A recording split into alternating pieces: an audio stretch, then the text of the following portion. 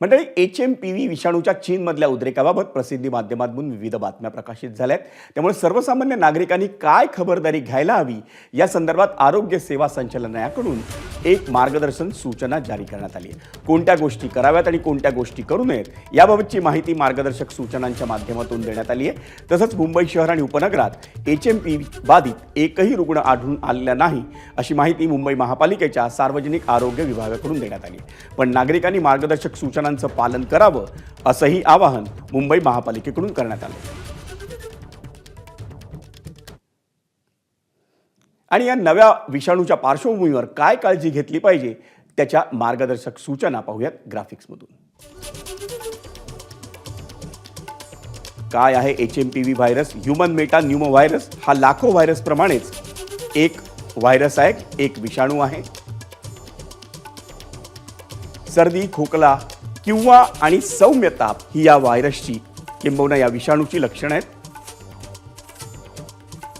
5 वर्षांखालील सर्वच लहान मुलांना HMPVचा प्रादुर्भाव होण्याची शक्यता असते. 9 महिन्यांच्या आत जन्मलेली बाळं किंवा दमा असलेल्यांना या व्हायरसचा धोका अधिक आहे. HMPVमुळे जीवाला धोका निर्माण होण्याचं प्रमाण अतिशय कमी आहे. त्यामुळे कोविड-19 या विषाणूशी त्याची तुलना करणं योग्य नाही. या व्हायरसचं अस्तित्व हे पहिल्यांदा 2001 साली सिद्ध झालं होतं. पण HMPV व्हायरस किमान 50-70 वर्षांपासून अस्तित्वात आहे असं तज्ज्ञांचं म्हणणं आहे. जगात अनेक ठिकाणी हिवाळ्याच्या दुसऱ्या उत्तरार्धात HMPVचा प्रादुर्भाव वाढतो. HMPV व्हायरसवर अद्याप लस उपलब्ध नाही.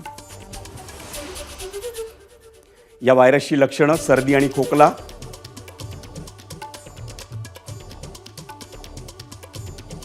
ताप, नाक चोंदणं, घसा खराब होणं, दम लागणं,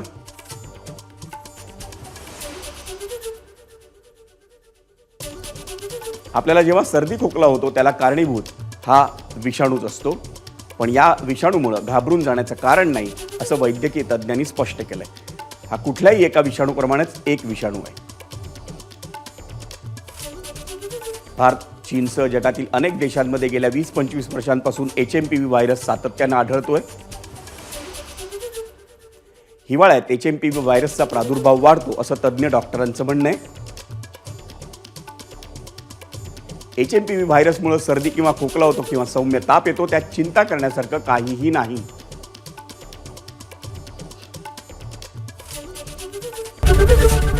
ABP माझा, उघडा डोळे बघा नीट.